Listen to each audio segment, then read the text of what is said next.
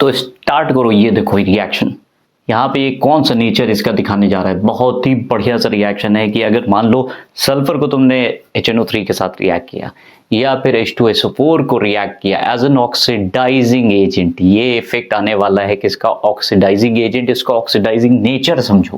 पहला क्वेश्चन तो यही बनता है, चलो सल्फर को अगर हम कॉन्सेंट्रेटेड H2SO4 के साथ हीट कर रहे हैं या रिएक्ट करा रहे हैं तो हमारा प्रोडक्ट क्या बनेगा। लेकिन उससे इंपॉर्टेंट क्वेश्चन ये है कि सल्फर को अगर HNO3 के साथ रिएक्ट करोगे तो क्या प्रोडक्ट बनेगा। ये दोनों ही क्वेश्चन बहुत ही पावरफुल हैं और बहुत ज्यादा पूछे जाने वाले क्वेश्चंस हैं बोर्ड्स के लिए। लिखते हुए चलना, अपने पुराने जितने भी नोट्स देख रहे हो उसमें तुम्हें दिखेगा। तो सल्फर का रिएक्शन जो होता है वो बड़ा ही इंपॉर्टेंट रिएक्शन होता है सल्फ्यूरिक एसिड के साथ। ये कंपाउंड बना देता है, ये तुम्हारा कंपाउंड बन गया। जो यहाँ पे वाटर मॉलिक्यूल है 2H2 वाटर मॉलिक्यूल बन गए। ये है किसका रिएक्शन, सल्फ्यूरिक एसिड का कॉन्सेंट्रेटेड। जरा नाइट्रिक एसिड का रिएक्शन देखो तो नाइट्रिक एसिड में क्या बनता है, नाइट्रिक एसिड में हमारे पास बन जाता है H2SO4।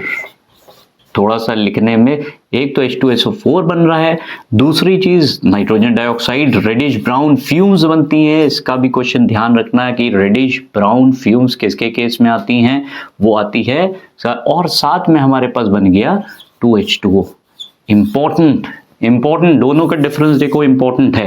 कार्बन ये सब देखो, ये भी नॉन मेटल है, ये भी नॉन मेटल है, तो कार्बन के साथ रिएक्शन क्या बनेगा, कार्बन डाइऑक्साइड बन रहा है, प्लस तुम्हारे पास सल्फर डाइऑक्साइड बन जाएगा, प्लस H2O 2H2O बन गया। इंपॉर्टेंट रिएक्शंस हैं। अच्छा, एक क्वेश्चन जो नाइट्रिक एसिड में पूछा जाता है वो होता है what happens when copper is treated with nitric acid. Dilute भी होता है, कॉन्सेंट्रेटेड। तो यहां पे पूछा जाता है कि बताओ कॉपर को अगर हम रिएक्ट करा रहे हैं किसके साथ, अगेन ये कौन सा नेचर जस्टिफाई कर रहा है, ऑक्सीडाइजिंग नेचर। ऑक्सीडाइजिंग नेचर के बारे में ये बता रहा है, किस चीज के ऑक्सीडाइजिंग नेचर के बारे में, सल्फ्यूरिक एसिड।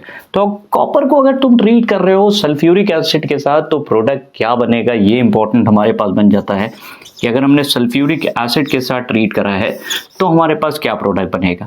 तो कॉन्सेंट्रेटेड सल्फ्यूरिक एसिड की बात हो रही, कॉन्सेंट्रेटेड सल्फ्यूरिक एसिड इसको कन्वर्ट करा देगा CuSO4 प्लस सल्फर डाइऑक्साइड बन जाता है, प्लस H2O बन जाता है। इंपॉर्टेंट, कॉपर के साथ कॉपर अगर मान लो यहाँ पे हमने रिएक्शन करवाना है तो ये रिएक्शन दे रहा है कि दो मॉलिक्यूल इसके ले लिए, उसको रिएक्ट करा दिया, जैसी तो कॉपर सल्फेट बना, सल्फर डाइऑक्साइड बना और वाटर मॉलिक्यूल बन गया।